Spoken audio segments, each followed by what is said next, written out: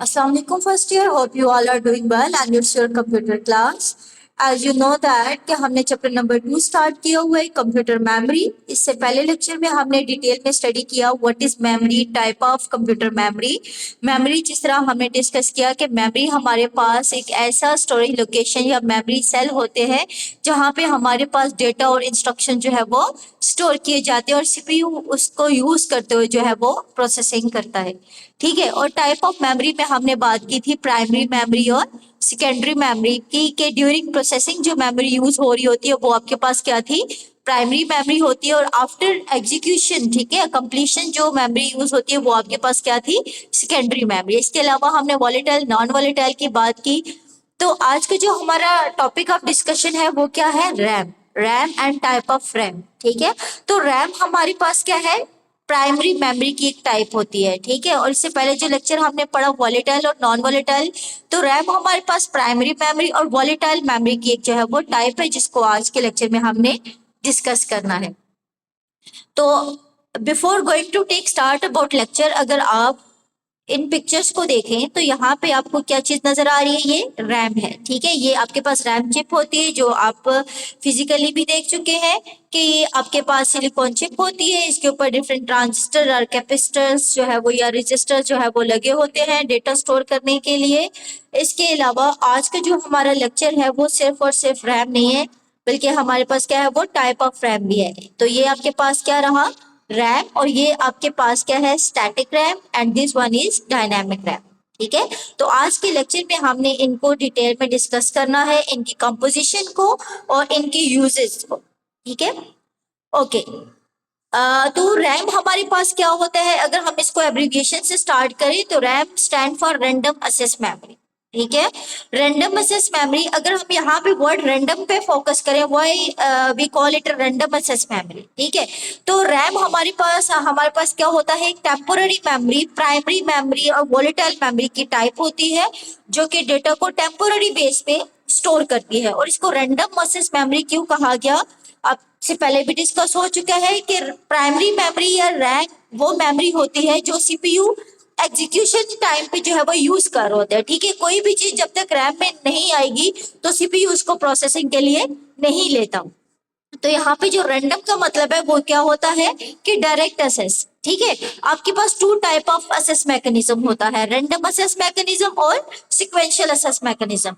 Sequential में हमारे पास क्या होता है कि अगर आपके पास डेटा आइटम लोकेशन पे स्टोर है, ठीक है, 1 to 10, तो आपके पास सिक्वेंशियल असेस में क्या होता है कि अगर आपको 50 लोकेशन वाले आइटम को अगर आपने सर्च करना है तो उसके लिए आपने 1 से लेके 50 तक जो है वो नॉन स्टॉप जो है वो सॉर्टिंग करना होता है। लेकिन रैंडम का मतलब क्या है कि सीपीयू लोकेशन डिपेंडेंट नहीं करेगा। ठीक है। सीपीयू रैम से किसी भी लोकेशन पे पड़े हुए एड्रेस को जो है वो असेस कर सकता है, इसलिए रैम को क्या कहा गया, रैंडम असेस मेमोरी। कि सीपीयू रैम के अंदर मौजूद डेटा आइटम को किसी भी लोकेशन से जो है वो डायरेक्टली जो है वो असेस कर सकता है। सो दैट्स व्हाई रीजन इसको हमने क्या कहा, रैंडम असेस मेमोरी। ठीक है। और रैम हमारे पास क्या होता है, प्राइमरी मेमोरी की टाइप होती है जो कि सीपीयू के लिए जो है वो बहुत ज्यादा इंपॉर्टेंट होती है। सीपीयू जो है वो इसको यूज कर रहा होता है। और रैम के लिए जो डेटा स्टोर होता है वो टेम्पोररी होता है। ठीक है। और रैम आपके पास वॉलेटाइल मेमोरी है दैट डिपेंड ऑन लाइट, कि जब तक लाइट है, एग्जीक्यूशन हो रही है, in the presence of light आपके पास डेटा जो है वो आपके पास रैम के अंदर स्टोर रहेगा। जैसे ही पावर गोज ऑफ तो डेटा विल बी लॉस। ठीक है। और रीड और राइट फीचर इसके अंदर आता है, आपके साथ डिस्कस हो चुका है। रीड ऑपरेशन कहती है आउटपुट को और राइट कहते हैं इनपुट को। तो रैम हमारे पास एक ऐसी मेमोरी की टाइप है कि जिसके अंदर जो है वो डेटा रीड भी किया जा सकता है और राइट भी किया जा सकता है। ठीक है। इससे आने वाले लेक्चर में हम रोम के बारे में पढ़ेंगे। तो रोम आपके पास, उसके अंदर हम सिर्फ रीड ऑपरेशन कर सकते हैं, राइट ऑपरेशन नहीं कर सकते। मतलब कि अगर आपके पास कोई डेटा आपने स्टोर किया है तो उसको आप सिर्फ देख सकोगे, लेकिन रैम के अंदर हमने डेटा को स्टोर भी कर, डेटा को हम इनपुट भी कर रहे हैं और डेटा को एज अ आउटपुट भी कर रहे हैं। ठीक है। तो रीड और राइट दोनों तरह के ऑपरेशन जो है वो रैम परफॉर्म कर रहे हैं। डायरेक्ट एक्सेस होती है, और रैम के अंदर ऑलरेडी डिस्कस हो चुका है कि वो प्रोग्राम स्टोर होते हैं जिसको सीपीयू ने अभी एग्जीक्यूट करना होता है, तो वो प्रोग्राम जो है वो रैम के अंदर लोड किए जाते हैं और इसकी जो स्पीड होती है वो सेकेंडरी स्टोरेज से ज्यादा होती है।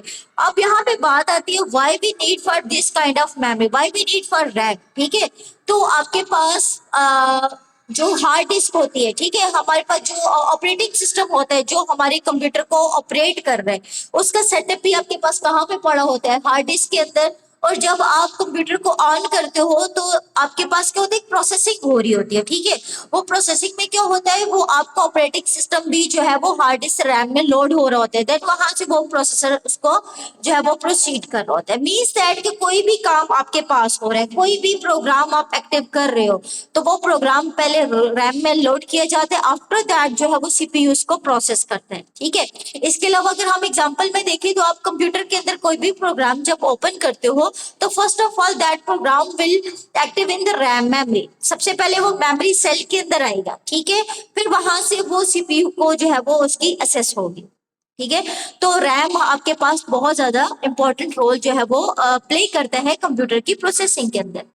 ठीक है, और आपके पास रैम जो है वो अगर आपके पास अच्छी है, हाई कैपेसिटी रैम है, तो वो भी आपकी कंप्यूटर की स्पीड को बेटर बनाती है। बट हम इसे ये नहीं कह सकते कि सिर्फ रैम की हाई कैपेसिटी जो है वो आपके कंप्यूटर सिस्टम को फास्ट करती है। इस रैम, सीपीयू स्पीड, ठीक है, ये सारी चीजें मिलके आपके कंप्यूटर को एक बेस्ट कंप्यूटर मशीन जो है वो बनाते हैं। तो अभी तक के लेक्चर में हमने क्या डिस्कस किया है, रैम। ठीक है, इससे पहले लेक्चर में हमने क्या स्टार्ट किया था, इंटरनल प्रोसेसर मेमोरी, इसमें हमने रजिस्टर और कैशे के बारे में डिस्कस किया।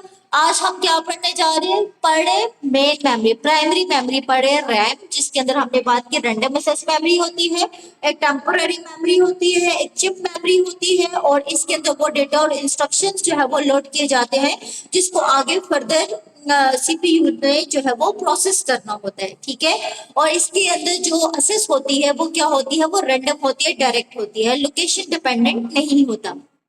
Got clear my point.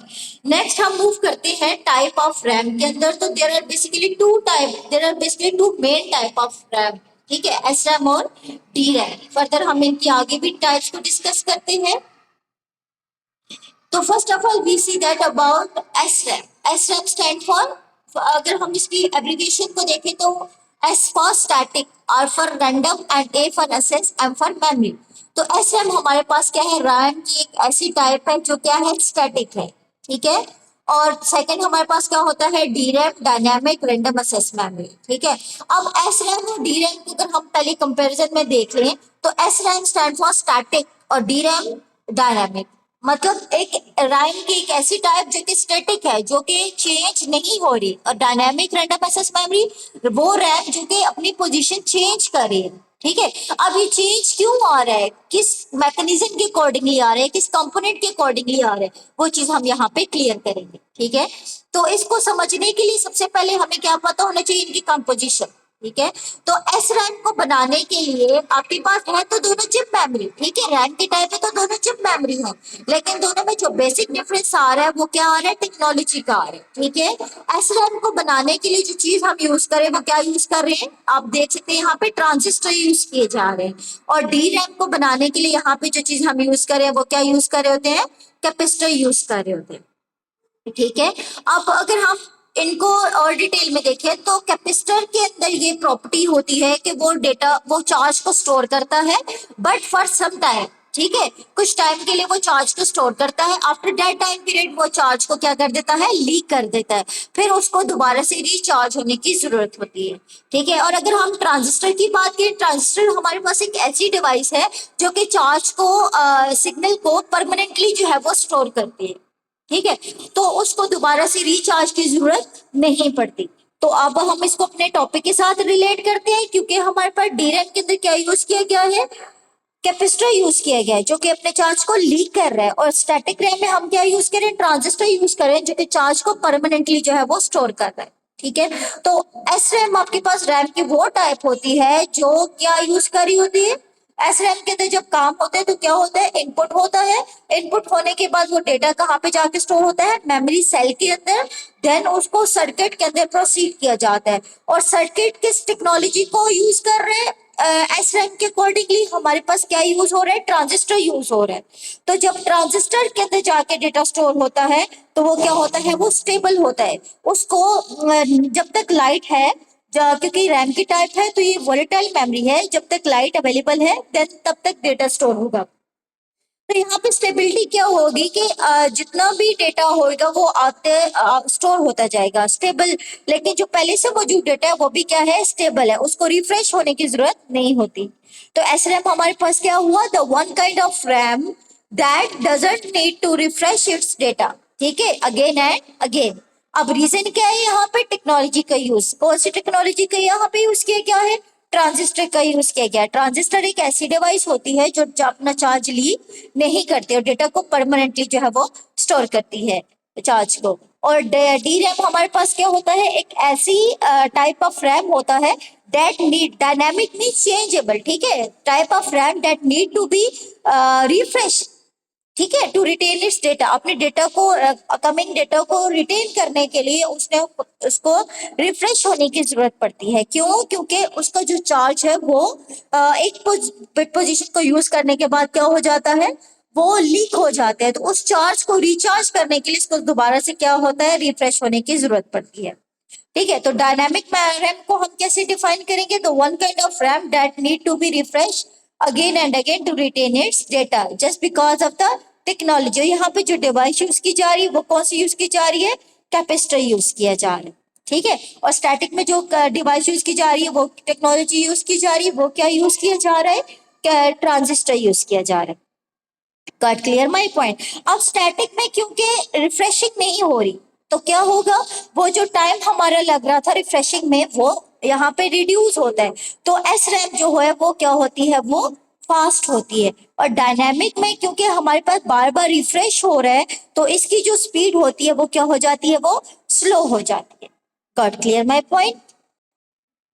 अगर हम कैपेसिटी की बात करें यहाँ पे, तो अगर स्पीड में देखें तो हमारे पास क्या है, स्टैटिक रैम जो है वो स्पीड में जो है वो फास्ट होता है और कैपेसिटी जो है वो इसकी लो होती है। और डायनामिक रैम जो है वो हमारे पास स्पीड में लो होता है जबकि कैपेसिटी इसकी ज्यादा होती है। ठीक है, सो आपके पास जो एस रैम है इसको यूज करते हुए हम कौन सी चिप मेमोरी डिजाइन करते हैं, cache.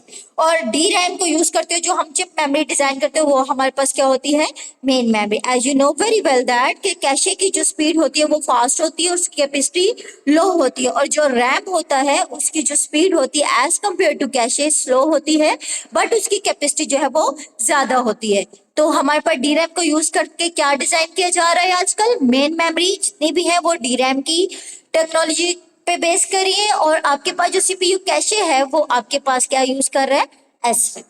Got clear my point. तो होप सो कि आपको इनके डिफरेंसेस क्लियर हो चुके होंगे, एब्रीविएशन क्लियर हो जानी चाहिए आप लोगों को, रिफ्रेशिंग मैकेनिज्म क्लियर हो जाना चाहिए आप लोगों को, स्टोरेज स्पीड, ठीक है, और किस चीज को मैन्युफैक्चर करने के लिए इनको जो है वो यूज किया जाता है। तो ये क्वेश्चन बोर्ड के एग्जाम में आपके पास डिफरेंस की फॉर्म में आ सकता है। तो 4 to 6 डिफरेंसेस आपके पास जो है वो मस्ट होने चाहिए। होप सो कि आप सबको डिफरेंसेस क्लियर हो चुके होंगे। तो हमने क्या सीखा, एस रैम आपके पास क्या होता है, static random access memory, speed fast होती है, नो रिफ्रेशिंग रिक्वायर्ड, एक्सपेंसिव होता है, स्टोरेज लो होती है, और ये ट्रांजिस्टर बेस होता है आपके पास। और ये जो है वो सीपीयू कैशे के लिए डिजाइन की जाती है, इसको यूज करके सीपीयू कैशे डिजाइन किया जा रहा होता है, और ये वोलेटाइल मेमोरी होती है। और डी रैम के अंदर हमने क्या बात की है कि D RAM stand for dynamic random access memory, refreshing require होती है, और ये स्लो होता है, चीपर होता है, हाई डेंस होता है। और इसके अंदर जो है वो कैपेसिटर प्लस ट्रांजिस्टर्स भी यूज किए जा रहे हैं आजकल, और इसको यूज करते हुए हम मेन मेमोरी को डिजाइन करते हैं। इसके अलावा ये भी आपके पास वोलेटाइल मेमोरी की टाइप है। अब हम जो नेक्स्ट बात करने जा रहे हैं वो क्या है, S T RAM. S T RAM basically आपके पास डी रैम की ही अपग्रेडेड फॉर्म है या updated form of D RAM आप कह सकते हैं। ठीक है, एस डी रैम। अब डी रैम के साथ जब हम एस का वर्ड यूज करते हैं तो एस स्टैंड फॉर सिंक्रोनस। ठीक है, और सिंक्रोनस क्या होती है, हर वो चीज, हर वो मेमोरी जो कि सीपीयू के क्लॉक सिग्नल के अकॉर्डिंगली ऑपरेट करती है उसको हम क्या कहते हैं, उसके साथ क्या वर्ड यूज करते हैं, सिंक्रोनस। तो डी रैम जब आपके पास सीपीयू के क्लॉक सिग्नल के अकॉर्डिंगली ऑपरेट करती है, उसके साथ ऑपरेट करती है, तो अब डी रैम क्या बन जाएगा, सिंक्रोनस डी रैम। ठीक है। और इसको जब हम सीपीयू के क्लॉक सिग्नल के साथ एसोसिएट कर लेंगे तो आपको पता है कोई भी चीज जब सीपीयू के क्लॉक सिग्नल के साथ काम कर रही है, सीपीयू के साथ मिलकर काम कर रही है, तो उसकी स्पीड क्या होती है, फास्ट होती है, कैपेसिटी उसकी डबल हो जाती है। तो डी रैम के अकॉर्डिंगली जो सिंक्रोनस डी रैम है वो क्या है, अपडेटेड फॉर्म आ जाती है। मीन्स दैट इसके अंदर जब हम डी रैम की कैपेसिटी, अभी यहाँ पे क्या था हमारे पास, डी रैम के अंदर हमारे पास क्या थी, कैपेसिटी ज्यादा थी ना, स्पीड स्लो थी। तो अब हमने इसके ऊपर मजीद काम किया, इसके अपडेटेड फॉर्म में अब हम क्या करें, इसकी स्पीड को जो है वो हम इंक्रीज करें। ठीक है, तो आपके पास एस डी रैम क्या है, टाइप ऑफ डी रैम है, और इसको हम सिस्टम मेमोरी क्लॉक के साथ जो है वो ऑपरेट करवाते हैं। Data operations are coordinated with the clock signal, faster and more organized than the older asynchronous D RAM. ठीक है, और इसको भी जो है वो मेन मेमोरी को डिजाइन करने के लिए ही यूज किया जाता है। इसके अलावा अगर हम एस डी रैम को आगे फर्दर कैटेगराइज करें तो इसकी आगे जो टाइप्स आती हैं वो आपके पास क्या आती हैं, DDR ST RAM, DDR1, DDR2, DDR3, DDR4, DDR5। अगर हम इनको आगे एक्सप्लेन करें तो एसटी रैम हमने क्या कहा, जब आपके पास डी रैम सीपीयू के मेमोरी सिस्टम मेमोरी क्लॉक के साथ ऑपरेट करते तो अब डी रैम क्या बन गई, एसटी रैम। क्या बन गई, डी रैम अब एसटी रैम बन गई। ठीक है, अब जब आपके पास सीपीयू के क्लॉक सिग्नल के accordingly D RAM 1 bit of data जो है वो ट्रांसफर करिए। अब जब वो DDR एसटी रैम बनेगा तो DDR एसटी रैम जो है वो एसटी रैम की कंपैरिजन में क्या करेगा, डबल डेटा जो है वो ट्रांसफर करेगा। ठीक है, और जब हम DDR2 की बात करते हैं तो DDR2 में क्या है, 2 और 3 यहाँ भी डिजिट है, ये क्या रिप्रेजेंट करें, नंबर ऑफ बिट को। जब सीपीयू क्लॉक सिग्नल के अकॉर्डिंगली 2 बिट ऑफ डेटा जो है वो ट्रांसफर हो रहा है तो वो क्या बन जाएगा, DDR2। इसी तरह जब आपके पास सीपीयू के एक सीपीयू क्लॉक सिग्नल के अकॉर्डिंगली 3 बिट जो है वो ट्रांसफर होंगी तो वो क्या हो जाएगा, DDR3। इसी तरह जब 4 बिट जो है वो पर क्लॉक साइकिल जो ट्रांसफर होगी तो DDR4। इसी तरह जब 5 बिट जो है वो पर क्लॉक साइकिल जो है वो ट्रांसफर हो रही है तो वो DDR5। तो ये आपके रही आगे updated form of ST RAM. ठीक है, तो आज का जो लेक्चर था वो हमारा क्या था, रैम और टाइप ऑफ रैम, जिसमें हमने एक बात की एस रैम और डी रैम। फर्दर हमने डी रैम की टाइप्स को डिस्कस किया जिसमें हमारे पास DDR 1 2 3 एंड DDR4 5। ठीक है, होप सो कि आपको रैम और टाइप ऑफ रैम जो है वो क्लियर हो चुके होंगे, इनके डिफरेंसेस आपने अपने माइंड में रखने हैं, और ये बोर्ड के अकॉर्डिंगली बहुत इंपॉर्टेंट क्वेश्चन जो है वो आता है। ठीक है, if you have any question about that feel free to ask about this. Okay dear students, thank you.